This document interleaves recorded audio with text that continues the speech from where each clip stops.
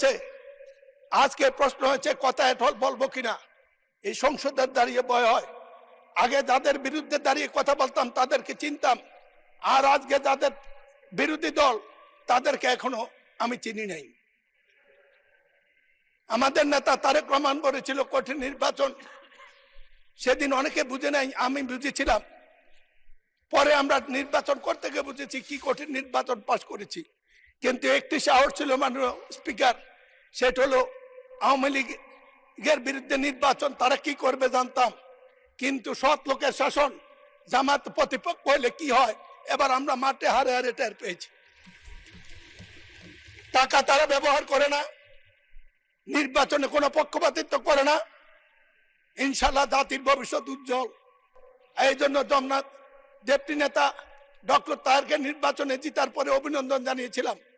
বলেছিলাম ফ্যাসিস্টদের বিদায়ের পরে কেউ যদি সবচেয়ে আলহামদুলিল্লাহ বলা উচিত সেটা আপনারা। এই নির্বাচন সুষ্ঠুভাবে সংসদ বসার পরে এত সংকট নিয়ে সংসদে আসার পরে যাদের আলহামদুলিল্লাহ বলা উচিত সেটা হলো জামাতে ইসলামী বাংলাদেশ। কিন্তু আজ প্রশ্ন উঠেছে আমাদের সম্পর্কেও। আমরা কিছু মুক্তিযোদ্ধা যারা জীবিত আছি তাদেরকে আজকে সমাজে প্রশ্ন করতে হয়। মুক্তিযুদ্ধ 24-এর যুদ্ধ, 24-এর যোদ্ধা এক কাতারে হলো ফ্যাসিস্টদের আমলে বিচারের নামে অন্যায় যদি হয়ে থাকে তারা কি এক কথা? আমি এই প্রশ্নটা মহান সংসদে রেখেই এই সম্পর্কে শুধু জামাতকে একটি কথা বলবো।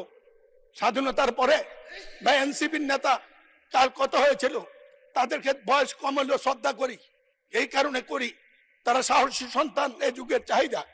একটি কথা মনে করবেন, শ্রদ্ধা নেতৃবৃন্দ, স্বাধীনতার পরে একটু মেধাবী শ্রেণী এসেছিল, তারা গঠন করেছিল জাসদ।